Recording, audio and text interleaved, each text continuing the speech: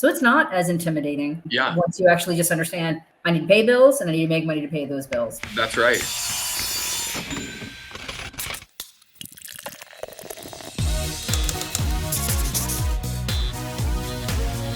But let's go ahead and just kick everything off with the old beverage ranking, because Cal is not a beer drinker.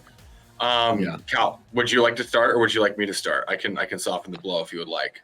No, I'll start. But the first thing I want to correct is, I don't want people to think I'm a snob and I don't drink beer, but I drink champagne. I don't drink alcohol at all. I never have, because my personality did not need it. God knows what would come out of my mouth if I were less inhibited. So my drink today. I should take some notes from you.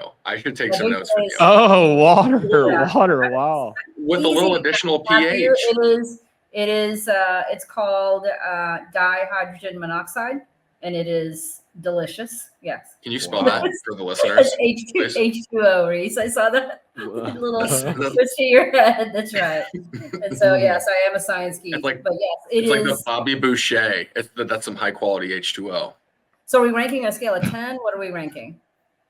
What's the scale of 1 to 10? So to me, it's a 10. I love it so much. I actually bathe in it, guys. It's that. You have to drink it before you can rank it. Yeah, I love it so much. You can't just go off muscle memory. Everything. Wow. 10 out of 10. 10 That's out of 10. 10 out of 10. I mean, that's fair. It's water. Yeah. You have. I mean, it's like almost have to rank it a 10 out of 10 out of necessity. Got anything that can compete? I do. And for today's beverage, we're going to be going with some of WeWork's finest. And just for the people that are watching, I promise this isn't bourbon. This is, in fact, coffee. Sure. And it is. I mean, we're in Manhattan, New York, live from Adaptive HQ, and it's 9:45 in the morning. So I guess for Manhattan terms, bourbon in the morning probably isn't that crazy. But we're going to go ahead and give this a whistle. This is the coffee from the dispenser, the big jug that they had there. And I actually talked to one of the WeWork gals. And she was telling me, like, yeah, the one in the green jug is this, the one in the red jug is this. And I was like, I'm colorblind. Which one is the other? Conversation piece. So I took the one that was she related to espresso. So if I start talking faster on this podcast, you guys are going to understand. But here we go. We're going to give a little. Wait, Reese, was it the red one or the green one? He doesn't. It was the one on the right. Yeah, it was the one on the right. It was in the darker container. I'm assuming it was the red one. Oh, the darker one. Okay, I think that's the Brazil coffee. Yes. Yeah. Is it Lavazza? It doesn't matter. We're gonna give this one a shot here. It smells robust, very robust. I think this is an Ethiopian blend. A lot of good dark notes, a very deep roast.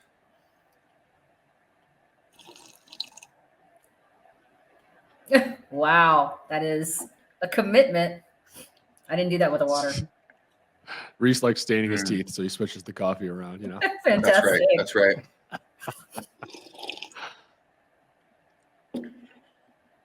It is dark. It is robust. It is good. I mean, now I can see why so much work is done at WeWork. We're going to go ahead and land that baby at a 6.3. 6.3, room for improvement. This isn't a drip, right? We're not, this isn't something that we picked up at some little artisanal coffee shop here. This is definitely mass produced jug coffee. But it'll get the job done. And I think this is serving the purpose for the beverage ranking. So Cal, let's go ahead and jump into it even further and just hear about your massively fascinating background, your career before, briefly, how you got into building, and just really how everything started to catapult for you and the gals over at Evercraft. So thank you, Reese. How I got into building. My mother has a story that when I was 7 years old, she had to take me to the doctor. We were sitting in the office waiting to be seen, and I picked up Good Housekeeping magazine because that's what was around back then. And I was flipping through it, saw a kitchen and ripped it out and said, "Ooh, I love this kitchen." My mother was like, "Did my 7-year-old just say, 'Ooh, I love this kitchen'?" So obviously, like a lot of builders, I had the itch from a very young age. No rhyme or reason why. I guess I always felt like the home centered on a happy life, right? So that is the basis of what you can build off of, and the people in your home.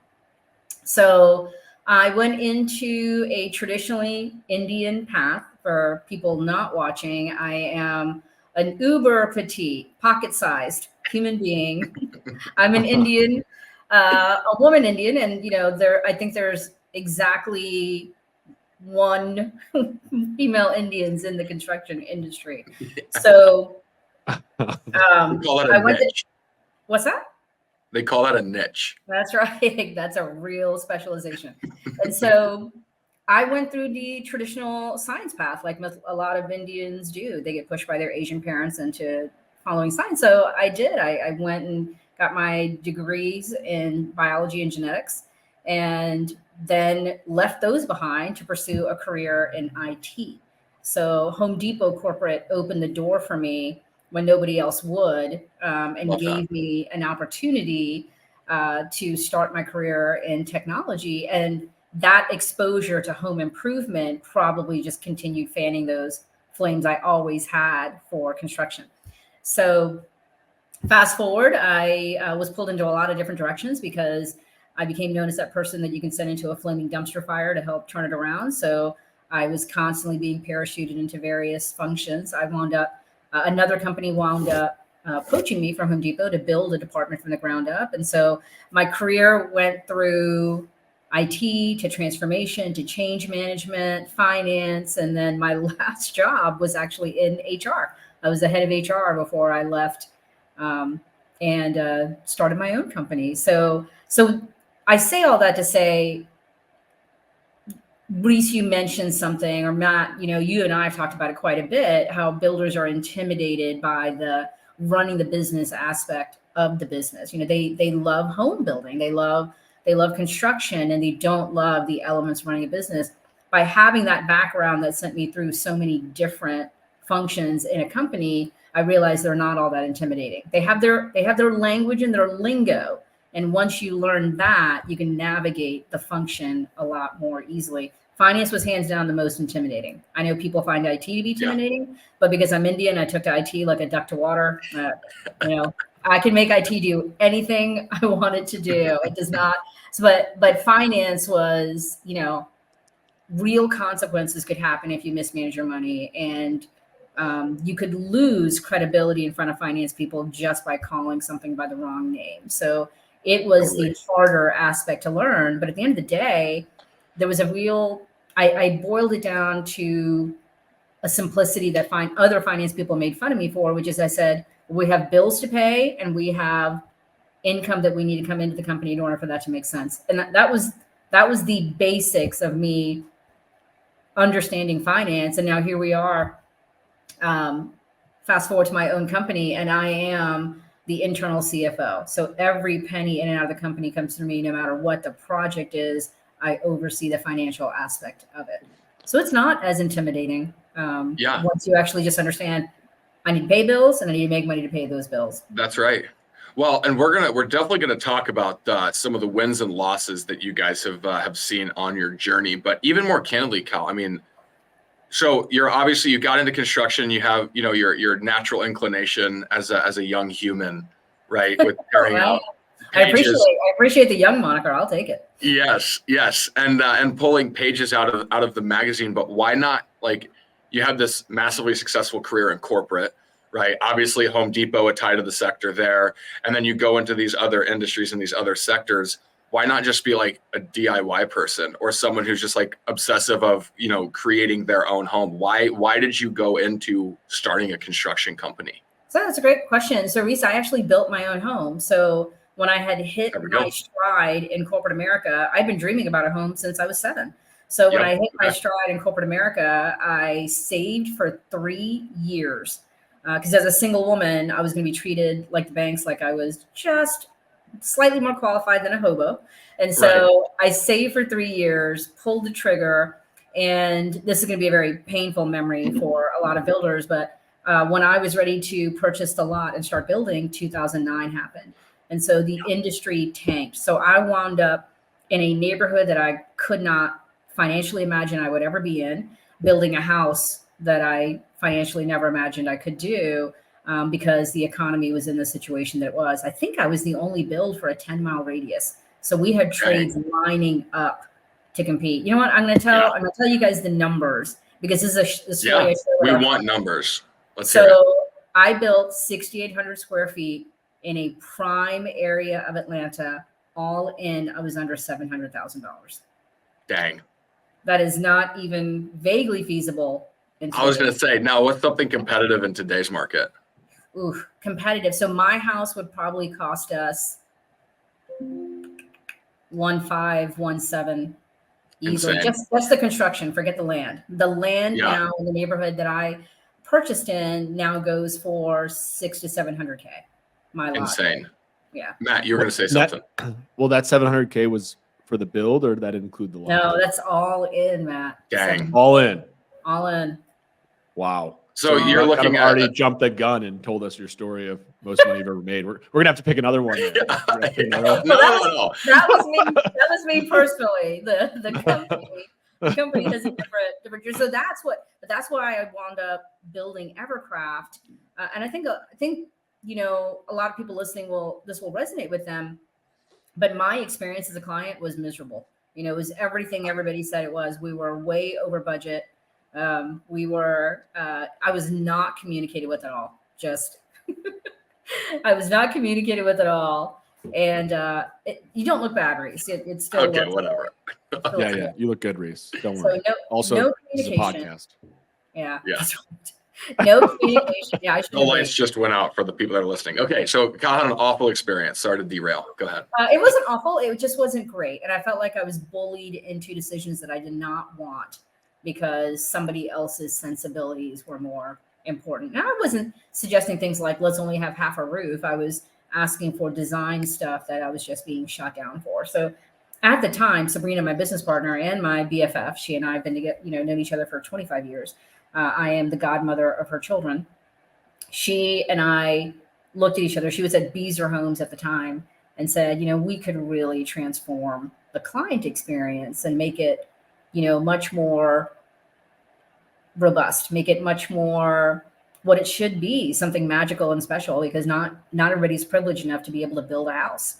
And so fast forward 5 years, we finally decided to pull the trigger. At that point, we had both reached at very high levels in our respective companies, and they were Fortune 500 companies, and our faces were on the website. So we had reached a fairly high level in our careers and just decided this wasn't what we were about. We wanted real change. We wanted, we didn't want to be good foot soldiers. You know, those positions sound like they are generals, but they are not. They are foot soldiers. You have somebody else above you that's basically saying, I'm going to do this bullshit project and I want you to go out and sell to your team like it's amazing. And so I got sick of that.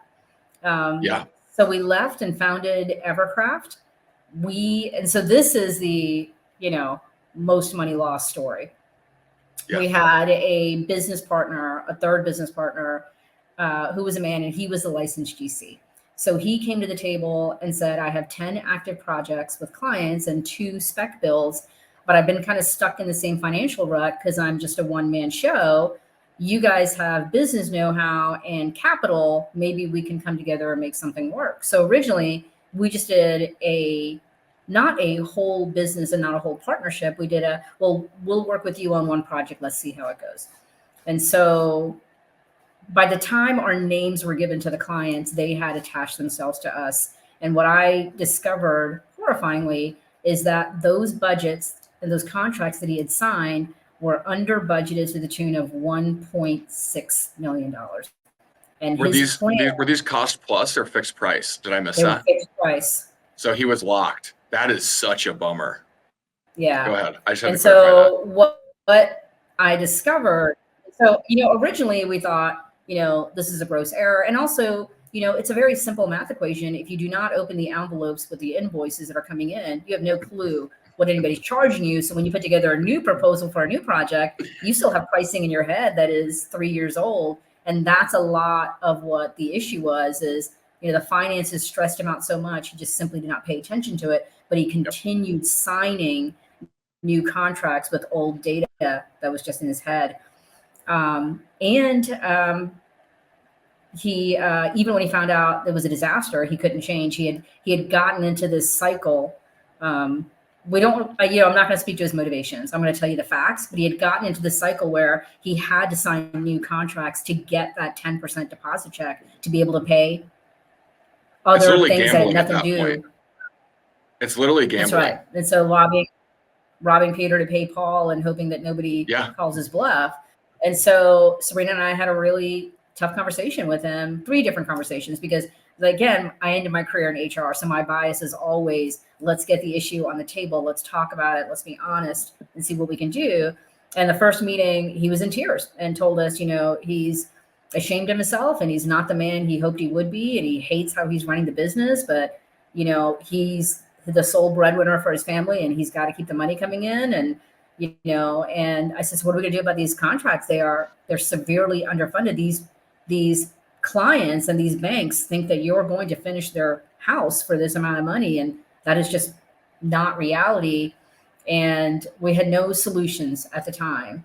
The second meeting, which was a month later, because he continued signing contracts without us, and he could because we were not in the business yet, that continued being, gaps in funding. The second conversation was a lot more challenging. He was angry at me. He was very puffed up. It's none of my business. He can do what he wants. He needs to make money. And then he said, let me clarify real quick. Yeah. So, and this, I know I'm cutting you off, but this is pre-inked relationship. Like this is like you guys still courting each other. And this is him. Okay. So this is where he's all puffed up. I just wanted to clarify that for the listeners, because at this point, candidly, what's going through my mind is like, why don't you just drop this guy? But continue, you might be getting there. Great question. I am going to tell you why. Yes. It doesn't make a lot of sense to you, but I'll tell you why. So yes, he was puffed up. He was angry. It was none of my business. He can do whatever he wants. And if people don't do their due diligence before they sign the contract with him, that's not his problem. And then he said the thing that absolutely set me off, and I think this will resonate to the people in your people that are listening, is he said, Cal, this is how the game is played. You sign the contract, you get them to sign, and what are they going to do? They're going to either have to sue me or they're going to have to build their house. So if I look at them and say, I need $20,000 more for framing, they're not going to have a choice but to give me another $20,000 or their house is not going to get framed. I was flabbergasted. I distinctly remember my mouth being open and my only response to that was, this is not a fucking game. This is our livelihood. This is our reputation. And I have spent my life building a reputation of somebody that could be counted on. And I was not allowed to let him tank that. And so we left that meeting with him understanding that if he didn't change immediately, the next conversation would be, Bree and I are out. And so fast forward a month later, he changed for about a week and a half. Even the clients called me up and said, hey, he's talking to us more. And he showed up on site. And I'm like, oh, great. And then he went right back to it. And so what I did is I did the analysis on every project that he had opened that we were involved in some manner. And we sat down with each one of those clients and the bank and said, this is what the contract is for. This is what it's actually going to cost you. Sabrina and I have decided that we will come out of pocket and cover the gap on your project for things like framing, electrical, roofing, things that you are not selecting, things that you are not changing. If you will cover your cash gap in things like countertops and lighting fixtures and plumbing fixtures. And by some miracle, all 10 clients agreed. And I asked the bank, do not foreclose. We will make this right, but I will get the families into their houses first and we will limp you guys across the finish line. But if you don't foreclose, I promise you'll get your money back and the interest that was promised to you. And by some miracle, all 10 clients and the banks agreed. And it took me and Sabrina 2.5 years to limp 14 projects, ultimately 14 projects across the line. So Cal, just this is an awesome story. So just so I understand, your decision to come out of pocket was because you were already locked in, or what was the reasoning behind this versus just starting from scratch? Matt, new jobs? It's gonna sound really idealistic, and the problem is I'm very much idealistic, but the decision was not a decision at all. It was a really simple, question is what was the right thing to do here? And these families were going to get screwed, and this bank and this investor were going to get screwed, and our names are already associated with it. Doesn't matter that my name was not on the contract, people associated me with what was going on. And especially because I became the financial funnel, everybody saw me as being actively involved. And this is where you find out what you're made of. When you look up the hill and it's a climb, do you decide to do it? You're absolutely right, guys. We could have walked away, washed our hands of it and said, I'm done. But we lived through it. We got through it with a lot of help from people that we could lean on for emotional support. The financial stuff didn't bother me as much. I did lose my life savings. I wound up liquidating my 401k because there was no other way to do it. Wow. So everything that I had worked for and built for, I lost, but I never doubted it was the right thing to do and that eventually it would pay off. I believe that you can make money in this industry if you do not do what he did, which is just sign the contract to have a contract to get that 10% deposit. That if you put together an effective contract and you could execute and you were trustworthy, the money was going to be there. And so that's what I gambled on. That was the big roll of the dice that we made. And it's paying off for us. Our reputation of being trustworthy, nobody questions it. Nobody questions it. So the return in this industry. So the return here from your perspective was you're sitting here thinking, okay, I got into this situation. It's becoming clear to me now that it's pretty messy. I can either walk away and not take any financial losses here, but risk ruining my reputation because I'm already associated with it, or I can stay in the game, preserve my reputation, and it'll pay off in the future. This was this was your logic at the time. Absolutely. And how much did you guys have to put in to this? 1.6 projects? 1.6 million. Okay. Yeah. Wow. And the two spec projects, they needed somewhere between $950 to $1 million to actually construct. Forget the land for the construction, and he had budgeted them at $450 and $500K a piece. That is insane. And so they were the biggest losses. In fact, for a while I was scarred emotionally from doing a spec house ever. I'm like, can't touch those anymore. They're death. We wound up selling them for asking price, but at losses. We had to come to the table with money to get them over the finish line. And so, nothing pretty about the situation. Yeah, I think this is kind of an interesting contrast in terms of the lesson that comes out of this story. Is obviously reputation is important. We discussed that, but the other thing here is you had kind of talked about how this builder, consistently was stuck in this cycle of not really wanting to pay attention to what's going on financially. So just kind of being a little bit irrational, never sitting down to figure it out, and just repeating this vicious cycle. You instead were, okay, we need to accept reality. Let me sit down and actually analyze what's going on. And then you're able to move forward to break the cycle, right? Yeah. So you can't just ignore, if you're scared of the financials, you can't just ignore them, right? You got to sit down and figure it out and then pivot. And I think, go ahead. I want to throw it in before you keep going. Go ahead. Well, and I think like the vulnerability is awesome, Kyle, because you hear this story all the time. Like even one of our first clients, and even when I was at Builderton, you'd hear this story all the time of people, floating cash out of their own pocket and doing this. But I think the admirable piece of what you did was it was less of floating cash out of your own pocket just as a way of business and the way of solution, but out of true integrity, right? Like you did it to truly look at this and be like, this is what's right for the consumer. And we got involved in something that was not right. And now you've turned this into like a massively reputable brand, building incredible product, truly emphasizing a client experience. And so I applaud you for that, because I think this is going to resonate well with contractors. I think builders will listen to this and be like, it might not be to the tune of 1.6, but they're sitting here going, I'm floating $100,000 a month out of personal savings account because I can't manage cash, right? I have all these payables. I have these people who, these subcontractors and vendors, have livelihoods and families as well. They need paid. They performed work.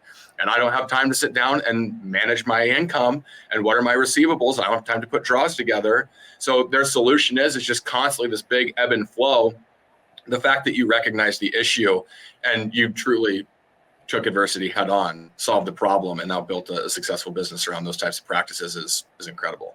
Thank you, Reese. I appreciate that. And so I didn't have a crystal ball, but I did have an Excel spreadsheet that I did nothing more than log all the invoices coming in. That was it. That was step one, is what is there to pay and what project was associated with it and what activity. So it was this project and it was the concrete pour for the driveway. And so I just created this Excel spreadsheet, Matt. You've seen my glorious Excel spreadsheet. It's a good spreadsheet. It's right? QuickBooks in Excel. Good. Yep. That's right. Great. We're talking to Dr. Dollar, Dr. Excel over here. It's a great spreadsheet. It's great because of its simplicity. Yes. She's been able to track her entire books on a few tabs in Excel. Yep. Now, of course, we've up-leveled here quite a bit. Oh, totally. Oh my God. We're not plugging adaptive on this. Yeah, I think your Excel. No, but seriously, I think But, your Excel sheet is a good example of at the end of the day, construction financials don't need to be that complicated. Really, it is, right? How much do I owe? How much am I owed? And then looking at your projects so you can accurately price future projects. Yes. So, yeah. And so the Excel spreadsheet was our first, that was my first lifeline. I just started logging everything that came in, whether it was income or expense. And so it was very easy to see the math of, geez, we have $600,000 in open payables and $30,000 in the bank. And so communication was a big element of that. I discovered that most of the trades and most of the suppliers we work with understood our story. And if we were willing, just like the clients and just like the bank and the investors, if we were willing to chip away at this, they were willing to not,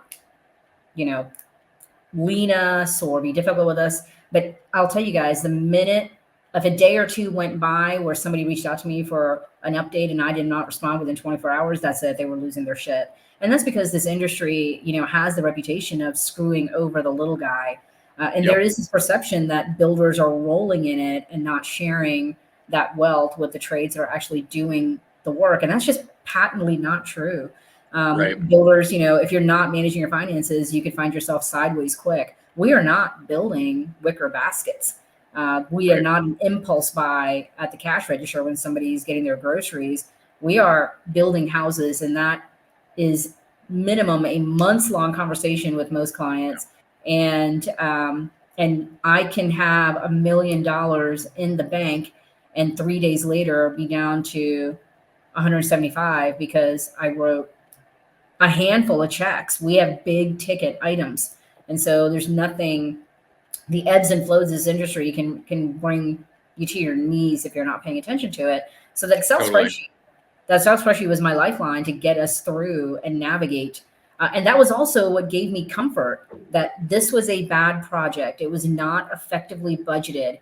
But if we effectively budget, we can make money. That Excel spreadsheet made it very clear to me that there is a version of a business that we could run that was going to be profitable. And so we kicked him out, obviously, the clients, and we basically terminated the relationship. Each client basically sent him a note saying, we are shifting to Sabrina and Cal, and we will no longer be doing business with you. You can imagine how that, went down, and that's not necessary to this conversation, but it was not a fun thing to live through, but we got through the other side of it. Katya came into our lives about a year later. And at that point, Sabrina and I had sworn we will not be bringing any other partners in. But Katya so aligns with us in terms of her values and that need to have integrity and to, if she has a relationship with you, she's going to do right by you. And so we found ourselves bringing another partner in after swearing we never would. And that we've taken off, and then we have surrounded ourselves. The hiring practices we did, I hired less for skill set, which, people think in construction, you have to hire for skill set. You got to have somebody that does X, Y, and Z. I hired less for skill set and more for those personal characteristics. Do they love home building? Are they, when the client has picked their tile, are they going to be excited about it too? Will they walk the talk? Will they stand by their values even when the going gets tough? And do they commit? Do they commit to the things that they actually commit to? Do they follow through? Do they act on those things? And we have continued hiring with those qualities in mind. And so we have built a team, Reese, that is just like me, Sabrina, and Katya. Well, that's where I want you to go. I want to hear how does all of this experience of the biggest loss, right? Just massive. Now we've had all these insights, all these experiences that have influenced how we view the business. And now we've got into this cycle and this system of hiring quality individuals that are massively passionate about the space. And we know that they have these personal traits and characteristics. How has that pivoted your business into the most profitable project you guys have had? The most successful one? Yep. So, I mean, we were booking losses for the first 2.5 years, right? Feeding them with our personal finances. And I was smart. I lined up as many loans as we could while my personal cash reserves were high. I lined up as many loans as I could. So we wound up doubling the amount of money that we could personally put in by kind of timing it right. And again, it was the paying attention to my finances that helped me make those decisions. Hey, in 2 months, I'm going to be down to very little liquid cash. I better line up some financing now while I have it. So all of those, tracking my finances helped me make all those clear-headed decisions. And it allowed me from just drowning in my own emotional stress about what was going on, right? So that data lifeline helped me think clearly when I made the decision to break into my 401k. And on a personal note, my father passed away in the middle of all this. And fortunately, that was extremely difficult. He was one of the great loves of my life. And so he passed away in the middle of all this. And there was a part of me that when I broke into my 401k, I was relieved that Daddy was not around to see it, because he would have lost his mind if he knew I had done that. And so, but we needed the cash. There was nothing really else to do. But again, the data helped me make those clear-headed decisions. I had a few pity parties, not going to lie. Did not go to drinking still. Water was still my primary drink, but had a few pretty parties, but I didn't stay in them long just because I could clearly see there's a path forward. So fast forward, Katya has joined us. So we went from, millions in losses to we're $15 million in revenue right now, forecast for 2024. And we haven't even stepped on the gas yet. So that's just what's on the books. There's more that comes in our pipeline every day. We don't advertise; it's referral primarily. Love it. Yeah. Well, and what was like? Back. Yeah, I mean, even like, so we've got 15 million, and we'll just call it scheduled work, backlog, whatever you want to call it. Yeah. And when you guys are talking about profitability on projects, again, we want to hear about the winner. We want to hear about the gold standard, the top dog, the iconic winner that you guys had. And again, like how are we tracking this from a markup percentage standpoint? How are we tracking margin? Like what is the big winner from like a number standpoint? We have 15 million in total work, but what was the big one? So we keep raising the bar for the big one every single time. So it's going to be our spec houses. The client projects are not going to, they are very profitable, but they do not bring in the kind of cash that when we list a house and sell it can do. So we have, I'm going to knock on wood here as I say this, but we have kind of skewed the comps in every neighborhood we have built in. So Katya is especially talented at finding a lot or a house that needs either a renovation or a tear down. We know how to pick the areas, the neighborhoods, the streets in the city we grew up in. All three of us grew up in Atlanta. So we know that. We know the city's like the back of our hand. And so we know how to pick the good properties. That's kind of step one. Great. So we had one project that we listed for 2.3 million in a in a very established area, but now it was going through some gentrification. It's not the right word, but it was definitely going through some upscaling. Sure. And 2.3 million, nobody had sold a house for that amount of money at that time when we listed it. We got 3 asking price offers. Within 24 hours of the listing. One of the things we did is we invested some money in staging these houses. They do not show as well empty as they do with a little bit of furniture in it. So we made sure the kitchen, the living room, definitely the master bedroom, and any other room that we felt could sell the house was done pretty. That cost anywhere between $5,000 to $7,000 or $8,000 to do. But we 3 asking price offers within 24 hours is data point to me that was money well spent. So we increased the comps. Note that I think the next closest comp was 1.8 at the time. Now 2 more houses for 2.5 and 2.7 sold just in the past year in that same neighborhood on that same street.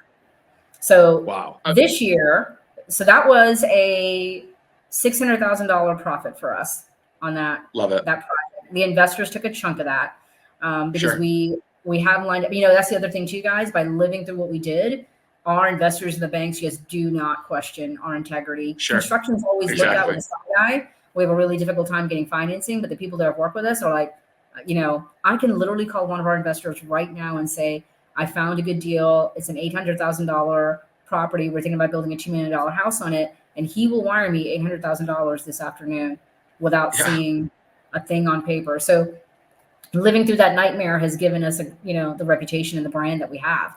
So Totally.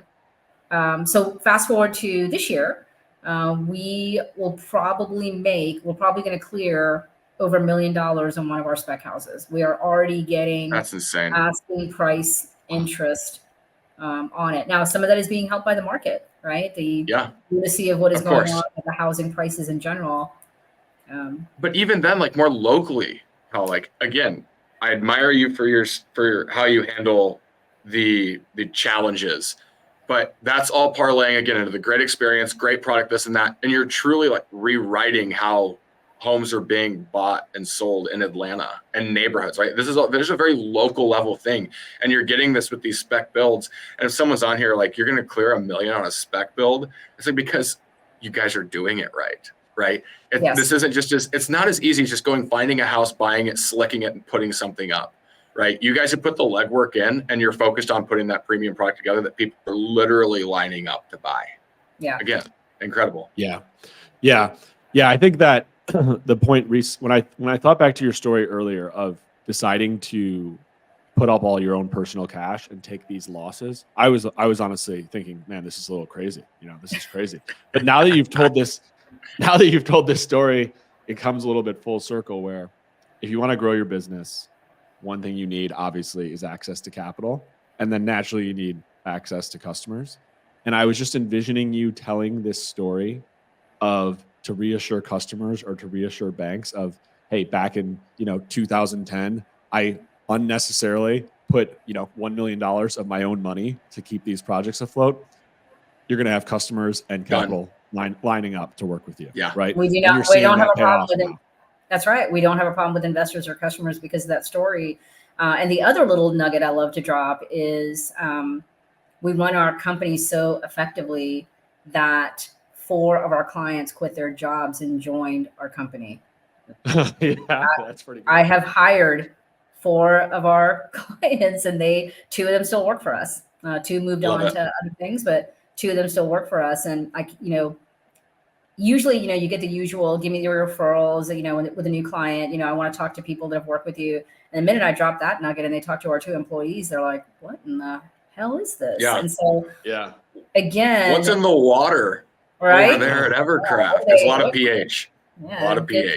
That we give everybody. So I think, for me, bringing it back to adaptive, and the whole point of this conversation is it all came from that financial stability. It all came from knowing where we were headed, being able to put together proposals. So that $1 million project, the $1 million profit project that we're about to clear, that was because Katya, me, and Sabrina rolled up our sleeves, thought about this house we wanted to build, put together a budget, put that in front of the investor. The investor approved that budget, and we are tracking to it. So we, I think sometimes, guys, with the price points that builders have to operate at, even if your listeners are not all, at the $1 million price point that my company is, we're still asking people for a lot of money. And I think sometimes we feel apologetic for it. We try to make the numbers lower so they don't feel like we're being greedy, and that doesn't do us any favor. So we let go of the unease and the shame that we felt by saying, you have drafted an 11,000 square foot house with an architect. That's a $3 million house. I'm sorry that your budget is 2.3, And maybe we can talk about dropping scope, because I can't find a magic way to turn $3 million, trim it down to 2.3 unless we drop scope. So we're gonna have to skip your basement. You're gonna have to hold on the pool. And I think our industry is uncomfortable having those financial conversations. We feel like somehow we have not earned, the contract we're putting in front of them, that it feels greedy or, ill thought out. And that all that means is now you put yourself in financial peril. You are going to have to take money from some project to pay the bills on this one, and you're not going to be able to finish the project. And that just it creates this cycle of, horrible business management, really bad reputation. Yeah.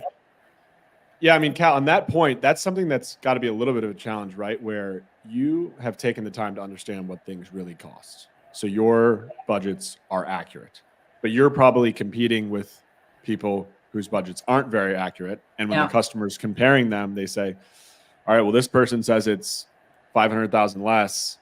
That sounds better to me. I'm going to go with them. How often is that happening to you?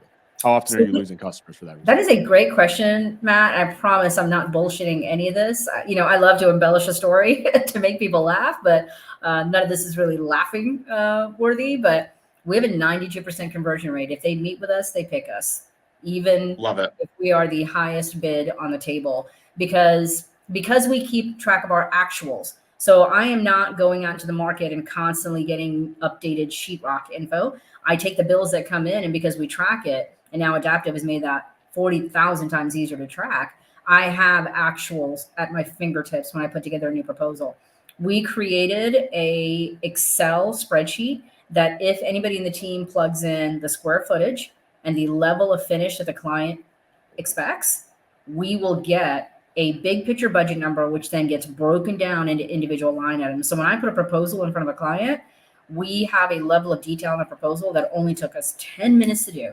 But we have a level of detail in that proposal that, they can see, oh, okay, I see how you got to, 500,000. I see how you got to 2 million. I can see the breakdown, and this makes sense to me. Meanwhile, the other proposals are getting are like a paragraph write-up, and maybe a couple of line items that nobody understands. The level of detail that we put in front of them that doesn't take us a lot of time to do just really resonates with them. And of course, few people can compete with our story. That's really interesting. That's a super powerful story, because I think a lot of times we come across builders who don't necessarily think about financials as something they can sell to their clients, right? They think about oftentimes other parts of the build, whereas your story here is a clear example of, if you are diligent and you are good at communicating that to the customer, it actually does sell. That 92% conversion rate's insane, right? Relative to when you're competing with people like the guy you used to work with who are just tossing out great numbers. It's pretty insane to be able to convert at 92%. Yeah. Go ahead, Cal. I was just saying, the 4 clients that have joined our team, once they started understanding, the behind the scenes that they got exposure to now that they were no longer clients, and we're no dummies. We did not give them access to their own data, because that would just create, unnecessary emotional swirl. But once you started seeing the data come in for other clients, they were like, how did I ever sign that build contract thinking that he could do a ground up build for 300K? But what was I thinking? That number should have been a trigger, because, the numbers I'm seeing today, there's no way we could have built a, 5,000 square foot house for 300K. The math on that is just all kinds of wrong. And so the story is an easy sell. So that 92% conversion rate, I hate to say it, but I think we have an advantage because we're women. We talk to the woman in the room, and the feedback that we hear is she's often ignored. They met with other builders who didn't even make eye contact with her. And so, and we obsess over livability of the layout. We think through, what do your kids do when you bring them home from school and they walk right through the door and they just dump all their stuff at the doorway. So we obsess over livability. And so that 92% is, you're right, Matt, it is, we shook off being ashamed of asking for the money that the build cost and that we deserve for running the build. We shook off any discomfort that we had of discussing that, put it out there. And if that meant we lost the bid, so be it. But that the data has not shook out to be that we lose the bid by doing that. Totally. Well, and I even just to kind of bring this full circle, because I kind of want to hear a recap of like basically the takeaways from the least profitable to the most profitable. Mm. But you made a comment earlier, Cal, about, well, we've all made comments about how simplistic tracking construction accounting and financials can be, right? Large payables going out, large receivables coming in, the diligence and the benefit of tracking these numbers. And we're hearing the relation to a 92% conversion rate, all these things. What do you think is it as simple as saying that your guys' projects have extra zeros behind your bids? And these are all things that even a builder that's doing 2 million in annual revenue could be practicing, and then that can escalate into larger businesses. I think so. I think, one thing that I believe is true about the construction industry is the people in it know their stuff, and we have to comply with code. We can't, don't get me wrong, there's shoddy work out there too, but not anybody that's listening to your podcast. If somebody's listening to this, they care about their business and they care about the industry. Right. And so, competence and experience is there. And so with some effort around just getting the finances under control, just so you understand it, or whatever that, however you want to label it. One of the reasons I hated QuickBooks for so long, Matt's responsible for making me love it. But one of the reasons I hated QuickBooks for so long is once I got my data in there, it stopped being business data and it became financial data. I didn't want to see something as deferred revenues. I wanted to see, what did I pay for concrete? I didn't need all that, financial jargon thrown at me to understand my books. And that's why we stayed in Excel for as long as we did, is I needed my team to be able to find out how much we paid to cut down trees on the last 3 projects. I didn't need them to try to hunt and find it in QuickBooks, because QuickBooks has identified that as some giant bucket of something that doesn't make any sense to a business. And so I intentionally kept business decisions driven by much more simple tools. And when I saw the demo with Reese and Frank on Adaptive, I signed up in 10 minutes, right, guys? 10 minutes in, I looked at you guys and said, you can stop. I'm on board. And we signed up that afternoon, and it has transformed the financials. So even though we already were running our financials effectively enough that it became a feature that I could sell. Oh, that was the other thing too. By showing somebody that level of detail, they knew that when their project started, we were going to be all over the ins and outs of their money. Our shtick is kind of, we never forget that we are stewards of your time, your money, and your sanity. Because what makes a client crazy is the passage of time with nothing happening, or a massive amount of overages or financial surprises. And if we control those two, it's so much easier. And then we can look at a client and have the difficult conversations with them. We made our lives easier by being good at the finances and being good at the communication. We made our lives easier. So when a client is being ridiculous, and even though we have great clients, guys, at some point, each one of them will be triggered by something that happened, and they will unproductively spend. I knew this would happen, and you guys didn't stay on top of this, and just lots of emotional outbursts. And what we have earned is the credibility to look at them and say, you're being unreasonable right now. None of what you said is true. And so there's a story that my team loves, and the clients love as well. When I tell it to a new client is, so I'm on a call with a couple, and they fight to begin with. So building a house together, probably not the smartest thing to do, but they decide to do that. And we have about 8 decisions we got to get through and about an hour and a half to do it. And we have been stuck on doorknobs for 25 minutes. So she wants the oval doorknobs, and he doesn't want ovals because they remind him of ovaries, and he doesn't want to grab an ovary every time he has to open it up. So they batted that problem back and forth for about 25-ish minutes. And they finally said, Cal, what do you think? You be the tiebreaker. And I said, I think you're not going to give a shit about these doorknobs once you live in that house. Short of a doorknob not working, you are never going to think about the shape of these doorknobs again. So we have wasted 25 minutes going back and forth on a really stupid topic. So why don't you guys figure out what you're really fighting about? Let's go ahead and end this meeting now. I will get something back on the calendar when the two of you have gotten past whatever the argument is really about. And I said goodbye and promptly hung up on them. And so, Yeah. And then you send them a bill for therapy. That's right. That's right. We are marriage counselors as well. But by being good at the finances and the communication, it affords us the ability to do that. I think the thing that drives builders crazy about clients, we don't let that happen. We have a very, very high touch, almost a concierge level of experience we give the clients, but we are nobody's toady and we do not put up with their shit. And I think by being good at executing the build and managing their finances, so moving the build along so they don't see weeks and weeks and weeks where nothing goes by, and keeping on top of their finances, we have earned permission to manage them. And so we've made the entire experience easier on us as well by doing that due diligence at the, at the foundation level of the house. Yeah. I think when you just said it, due diligence, I was going to say, if I thought about the lesson from today's episode, it's basically diligence, right? That kind of describes everything you've done, is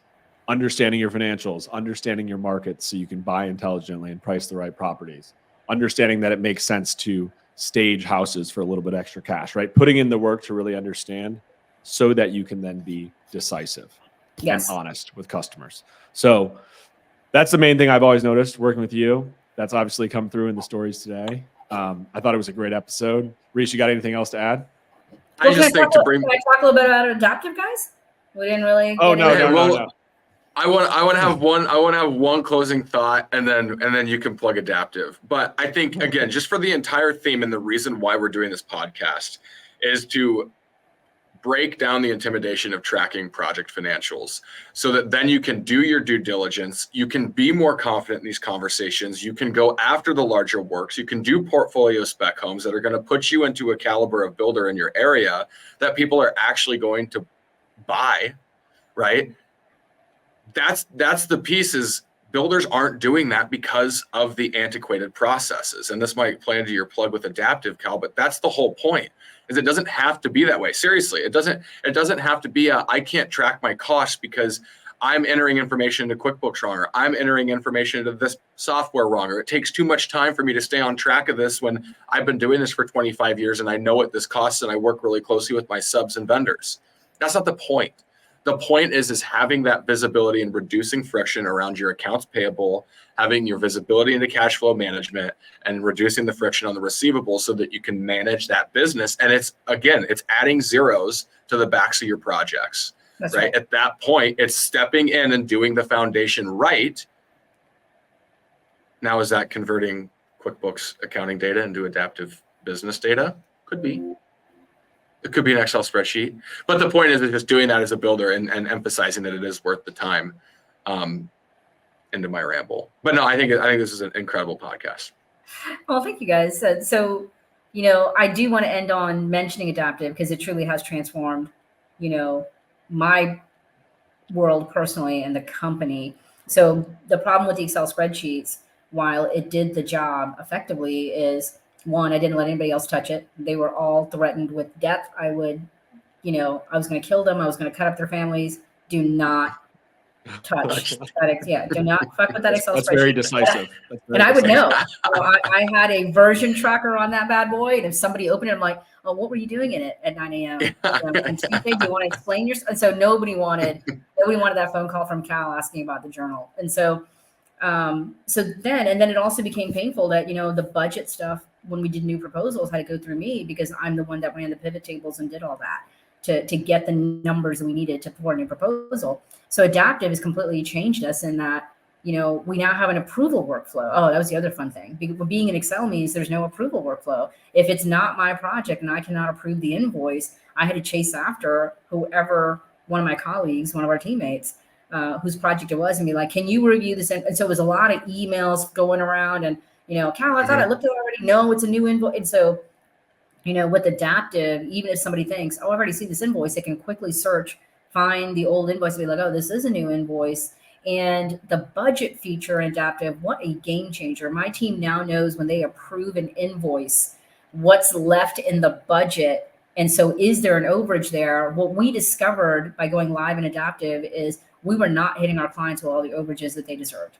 When we immediately, so if we have something budgeted for $5,000 and the invoice comes in for $7,000, Adaptive immediately recognizes there's a $2,000 gap, and that immediately triggers a conversation with the project manager of that project saying, did the client change something? Why is this higher than we expected? Is there an overage we should be capturing from them? And then, much to my surprise, I discovered a lot of our trades build us incorrectly. They're not in sophisticated models. We still have trades that take pictures of what they wrote in a piece of paper and send that to us as an invoice via email. And what we discovered is, thanks to Adaptive, we were able to see, well, they've already billed us for this, or they've overbilled us for this. And that visibility is not there when we were in Excel. So my team can't live without it. If I were to say, I'm going to torpedo one of our technology tools and it's going to be Adaptive, I would have a mass resignation across the organization and be like, no. Pitchforks and torches.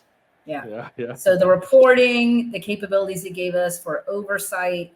So we saw where there was revenue that we were not collecting. We saw where there were expenses that we were being double hit for, or just incorrectly billed for. Wow, the transparency that came from that. And plus, it took the burden off of me. I didn't have to be the choke point of everything when everybody was allowed to see their financial world.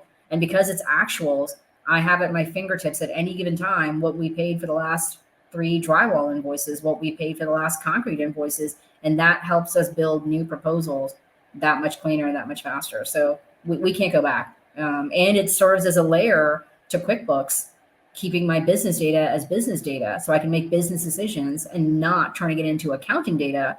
So great, I know what to do with my taxes, but what am I spending on concrete? And so Cal, just to be completely transparent, I use that we translate accounting data into business data on my demos regularly. And that was a Cal quote. So I do want to give you credit to that. Thank you. Frank told me that already. He was just like, oh yeah. We use that all the time. All the time. Because it's such a great way to put it. And again, just for the listeners, full disclosure, we don't always like when guests give us plugs, but this is Cal just truly speaking to her experience. And again, just going back into the thesis of this episode is like the reduce the friction, make this stuff easier. So appreciate you giving the kind words, Cal. But to wrap it up, one question that I think we should start asking everybody: how many cost codes are in your cost code list? How long is your cost code list? We have got. I'll pull it up for you guys right now and count. But and we do an over under. This is over under in the comments. We're between 100 to 200. Yeah. No, not in the estimate, in your actual budget, in your budget cost codes. Not in the estimate itself. In your budget? In my budget, what was it? So the one that how many lines are on the average budget? Oh yeah. How many? I'm telling you. Hang on just a second. Not the detailed estimate. The level that you actually code to when the invoices are coming in. Got it. So that one. So we have 25 big categories, and within those 25 categories, I have got 144 line items. Around 144. All right. That's good. I think we're going to start setting the line at 150. What was that in your expectations? Yeah, I'd seen yours before, and I thought it was a little bit more slimmed down. But I guess you do have the subcategories. I always admired your cost codes. Nicely formatted. Oh, thank you. I don't get a lot of compliments on my cost codes. I go out. That's what I think about. That's what I think about at night. On Saturday night when I'm trying to enjoy a beer with my friends, my mind wanders to cost codes. Cost codes. Fantasize about my cost codes. You better old Dr. Dollar over here just dreaming of cost codes. What is that? Yeah. What is that nickname there? Dr. Dollar just came up with it. I don't know. Yeah. I don't know. We'll get nicknames established. This is all organic. It's the rule of 3. You start with one, then that goes to something else, and it goes to something else, and then that's what your nickname is. Okay. Yeah. Sounds good. Cool. We'll get it figured out. Thanks, guys. Cal, this was awesome. Thank you so much for jumping on. Jumping down memory lane with you guys. All righty. See you. Love it. See ya.